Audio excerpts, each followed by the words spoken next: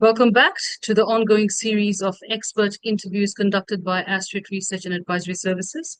The focus is still on emerging trends in cyber terror financing, exploring new counter-terror financing policies in the Indian context, and the broader implications it has on national and economic security. It's unfortunate and honestly quite disturbing that a series come at a time when India has yet again experienced a terrorist attack on tourists near Pahalgam in Kashmir, killing 28 civilians on the 22nd of April, prompting authorities to review the security scenario in the region.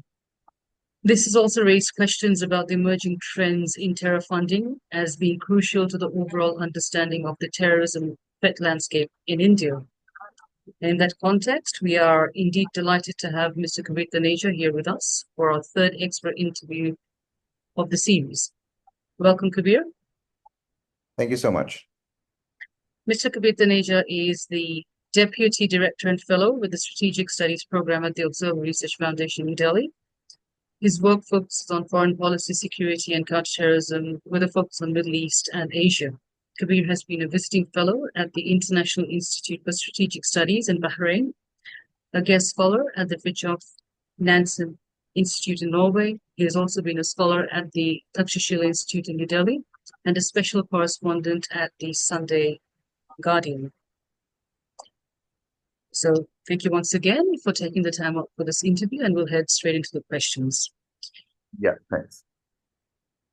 A major challenge for the international community in combating transnational terrorism pivots around the way in which different jurisdictions around the world have lacked consensus on defining terrorism, therefore also lacking universal clarity on how cyber terrorism ought to be defined. Although the United States, along with its allies, built consensus around the narrative of what? Global war on terrorism, post 9/11 attacks.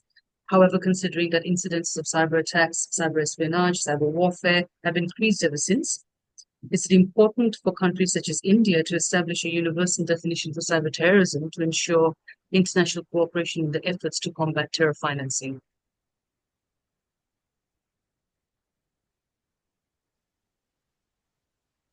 Right. So, look, we are in a very interesting space when it comes to issues such as cyber terrorism and specifically terror financing, and even more specifically, the bridge between cyber terrorism and terror financing. And there are multiple reasons for that. You mentioned, for example, that 9/11 was or counterterrorism strategies and counterterrorism thinking after 9/11, of course, was precedent in global governance, whether it's even in global law and so on and so forth. But over the past 10 years or so, we've seen sort of a dilution of a lot of the systems that were created after 9/11, utilizing American military, political, and multilateral power, which forced a lot of countries, allies and non-allies, to sort of rally behind the American or America-led architectures of global governance. At that time, of course, cyber terrorism and terror financing, specifically cyber terror financing, wasn't a big thing. Now that it is, but it is unraveling at a time when multilateralism itself is challenged. So it's very difficult for, I think, countries to come up with definitions. Now, the definition part goes back to problems just defining terrorism as an act and as a legal standing by itself. If as we or and your sort of readers and listeners would know that terrorism, even at the United Nations, is fairly undefined. There are sort of UN-led initiatives where they have tried to sort of, or some countries have gotten together and up with a working definition, but there is no ratified definition. So we are still working on those very, very sort of basic structures. And over that period of time, we have seen technology really, really grown. We have seen technology become part of how we conduct finance, how we conduct our daily lives. In India, we have UPI now, for example. We are paying for our daily needs through our phones. So a lot has changed in parallel to a lot of the problematic parts of how counterterrorism or terrorism was being defined or being dealt with over the past couple of years. So, the definition part is going to remain unresolved. And now that is a problem because on issues such as cyber terrorism, just the word cyber is more problematic than the terrorism part. The terrorism part we know, right? The terrorism part we have been dealing with, as you mentioned, India has just suffered a heinous terror attack in Kashmir where more than 26 civilians were massacred. Now, whether we know it or not till now, there is going to be a cyber element to it, right? People or terrorists talk through phones, they conduct online messaging, they use the same websites, the same applications very often that we do. They use the same social media platforms as we do. So it's clearly a big challenge on how to or what kind of international cooperative mechanisms can be brought in to challenge this. And I think it's very important to take this back slightly because these same questions were sort of brought up during when social media was sort of just coming up. I mean, about what, 10 years ago, 12 years ago. It was before the terror actors, it was basically international crime syndicates and criminal organizations that started to use these platforms to not I mean to sell, of course, their contrabands, but also just to spread out the message, keep in touch for nefarious purposes, unlike to what social media was envisioned by its creators like Mark Zuckerberg and the other people who own platforms. And this debate on countering crime and terrorism and the bridge between crime and terrorism has been on in the online spaces has been happening since then. We haven't resolved anything from the debates that started during the social media period. And now we are moving towards cryptocurrencies. We are moving towards AI. I'm already seeing sort of research papers on how generative AI can be used by nefarious actors, by terror actors. What are we supposed to do about it? Can it be regulated? Can it be not regulated? These are the same questions. These are the same issues and same problems from the social media time or the peak social media time. And those remain unresolved. And I don't see much resolution coming at this point of time with any of these crisis points, newer crisis points, especially when it comes to jurisdictions and definitions. Because for that, you need a very strong global governance and multilateral system. You need couple of powers to sort of have a common idea and common agenda empowering through that through these global governance and multilateral mechanisms. We are in fact seeing the opposite right now. We are seeing the dissolution of multilateralism. We are seeing dissolution of global governance. We are seeing a dissolution of globalism by itself. And digital was always a major part of it. So, yes, it is important for countries to establish universal definitions of cyber terrorism because that is sort of a major area of concern moving forward. And yes, international cooperation in combating terror finance is absolutely critical at a time when we know groups like Hamas, Hezbollah, and others, mobilize cryptocurrencies and online and sort of these digital currencies to move around finances and money. But we are at a stage where doing any of this is going to be not just extremely difficult, let me rephrase that. It is going to be near impossible to do. So I think every individual countries will have to come up with their own regulations to try and through their own legal channels and legal systems, come up with laws that can best deal with these impending problems. But as far as sort of international cooperation on these issues is concerned, unfortunately, despite efforts being made, including at the United Nations, I'm not very optimistic going forward. That's just taking your point from national jurisdictions trying to come up with their own laws in order to maybe streamline their policies and processes back home. We'll move on to Yeah. the second question, which specifically deals with the Indian policies that currently differentiate between terrorism and cyber attacks. So, in this context, the Prevention of Money Laundering Act (PMLA) of 2002 and the Unlawful Activities Prevention Act (UAPA) of 1967 specifically address terrorism, whilst you have the National Cybersecurity Policy 2013 that have addressed all forms of cyber attacks. So the question is that, should cyber attacks against vulnerable civilians be regarded as acts of terrorism, and if intended to influence, intimidate, or spread fear for political, religious, or ideological reasons? So in other words, if terrorist organizations promote their agenda online, should it be acknowledged as an act of terrorism and not merely a cyber attack? Yeah, look, it's there are multiple problems here, judicially and jurisdictionally. I think tagging some of these activities that happen in the online spaces and in the cyberspaces as acts of terror um, uh, should not be normalized beyond a point, because then we are getting into a very, very gray zone of civil liberties as well.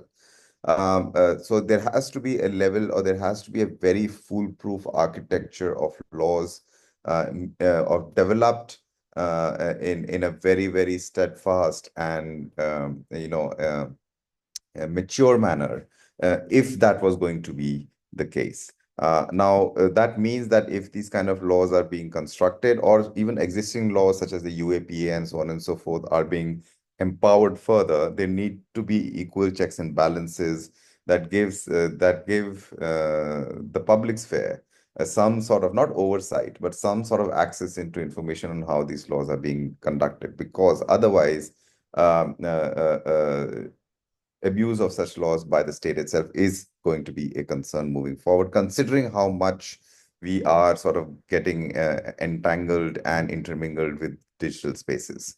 A lot of these laws that you, for example, mentioned were not created, or were created at a time when I would argue that cyber terrorism or terror financing or online terror financing looked very different. And there is a fundamental problem with these kind of issues. First being that policy of any kind, whether it's that security or non-security, always is going to end up playing catch up with technology. So we have to just inculcate that when we are coming up with these kind of laws, that by the time they are implemented, or by the time they are um, they clear the sort of parliamentarian hurdles and become laws and so on and so forth, which, as you know, takes a long period of time, especially in our system. They are still they still have veracity, they still have some use with the technologies of the day.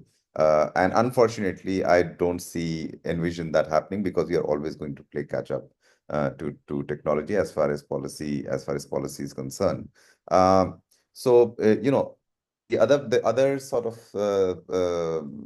not problem, but the other sort of thing that is worth mentioning is going to be that you know a lot depends ultimately of where a particular platform is stationed, right? And I say that because it's we have seen, or I have worked on projects in the past where we have sort of studied, for example, if there is a case of terrorism that has taken place in one country, let's say country A, and the platform on which a certain organization, a terror organization or a crime syndicate has posted nefarious messages or messages recruitment is based in country X. The platform has to run through the laws of country X. There is no universal guiding principle or guiding law, even if there is a terror attack, or if it's a case of terrorism, that particular digital platform is required to share information with the government of the country where the terror attack has taken place, because at the end of the day, it's a business. The problem that has happened over the past couple of years is that we have got so accustomed to the word social media, specifically to the part which highlights the social part, right? So out of social media, we are really accustomed to the social part because we use it in a certain daily life manner. But it's not a public service per se. It sure is masquerades as one, but it's a business.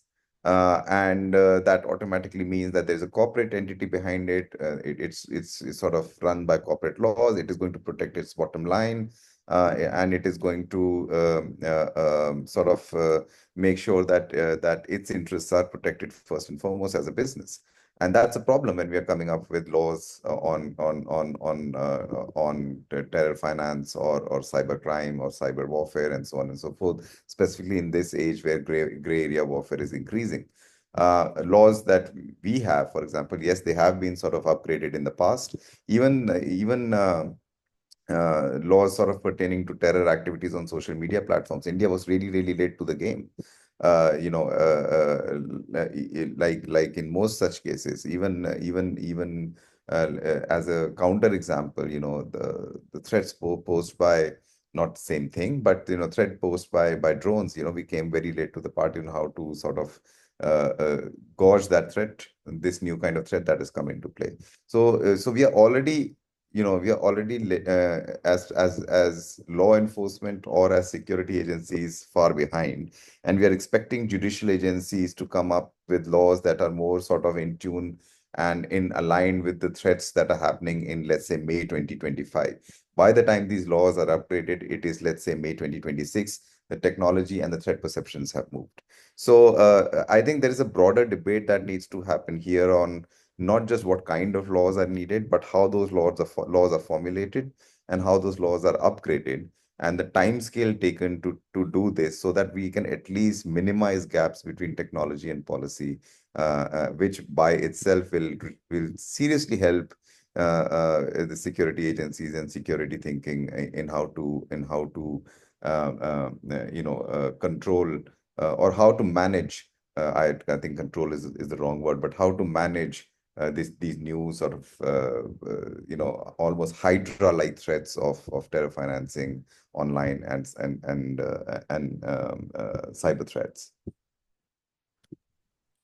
So that seamlessly moves on to the next question, Kabir, because when you're talking about technology, or rather, the laws catching up with technology in order to avoid playing catch up and to reduce the lag, as you've mentioned earlier on, that online platforms need more discriminate regulations, because whilst certain activities or certain processes such as crowdfunding is legitimate and serves to benefit public, you do have crowdfunding or online crowdfunding that has been used for terror funding as well recently, because the evolving nature of terror financing. So, when you're looking at the AML CFT regulations as it is right now, do you think they should be expanded to also include oversight, or as you mentioned, the management of online crowdfunding that may use virtual assets such as crypto, Monero for terror financing in the future? Okay, I'll have a sort of brief answer to this because I'm not very in tune with the crowdfunding part at least, but or how that sort of industry works. But um, the larger point here is that any space, any business, any entity sort of using really non-regulated currencies or non-regulated financial highways needs oversight, needs security oversight, needs legal oversight, and definitely needs sort of political oversight. And this has nothing to do with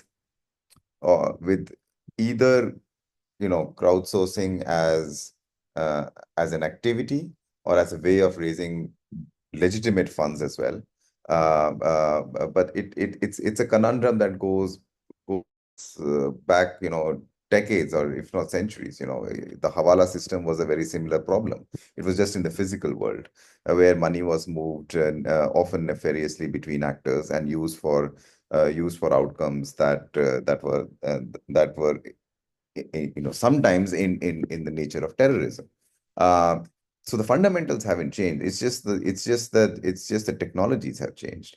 And coming back to my point from the previous thing, it's about how in this such a hyper uh, technologized world, the main problem is how nimble is our legislature and judiciary to sort of bridge those gaps. Whether there are regulations related to anti-money laundering and so on and so forth, like who is ultimately bringing in those that kind of expertise into judiciary, into the legislature systems that can really mold these new legal tools that can tackle these problems. And we have seen this in the past how it's worked, which the way it's sort of laid out right now is not too bad. At least I'm talking from an Indian context. On certain sort of bills in Parliament, for example, that require technical expertise, they're often open to in academics, to universities, to think tanks to sort of submit their expertise and feedback on that particular bill, both criticisms and praise, and then everything is sort of brought into a wholesome and cogent argument, I'm presuming, by the relevant authorities, and a decision is taken on how best to implement or how best to present that bill to be turned into a law. All this is a big, as I said, is a big process. But oversight is going to become important, whether it's for crowdfunding or any such activity where finance is involved, where specifically unregulated finance is involved. It's a fundamental problem that unregulated finance is more palatable today than it used to be 30 years ago or 20 years ago. The fact that we have world leaders like Donald Trump promoting cryptocurrencies and so on and so forth.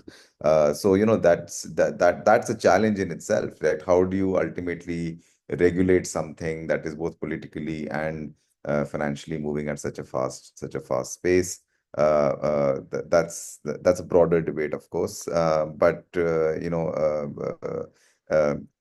regulation is a very, very both hated and liked word. In most cases, it's hated because it's overreach. The problem here is going to be that how do you regulate a technology or a way of moving finances, which is being increasingly used by legitimate businesses, but is also going to be used for nefarious purposes. So you can't just have a security lens to it. You have to have an economic, political,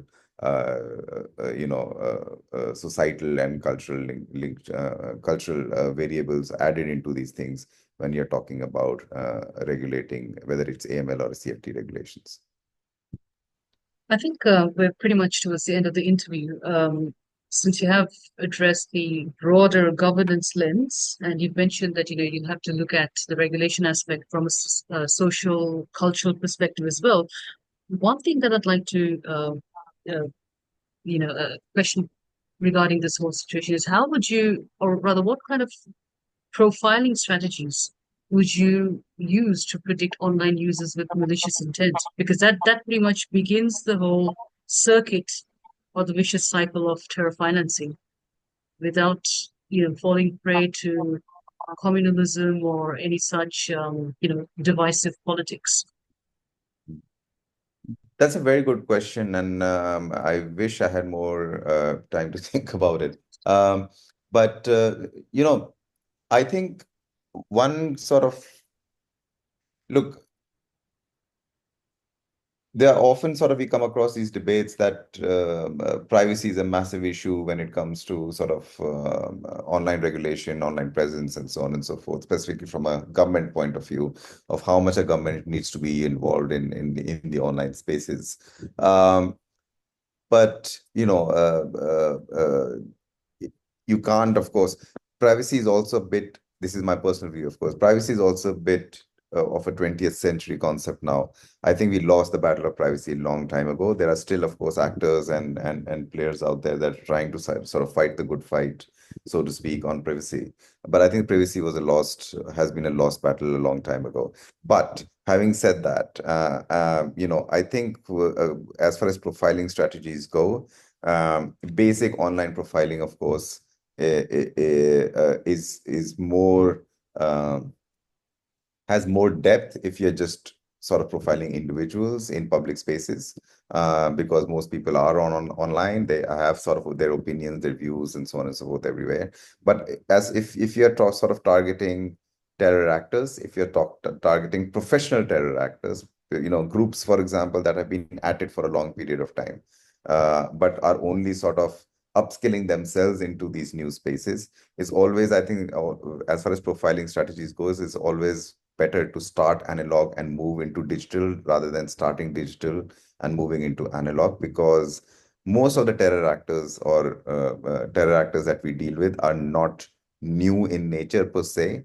They're not being born today. I think they are continuations of either symptoms or problems of the past. That means they have a trail, they have a history that predates the digital era.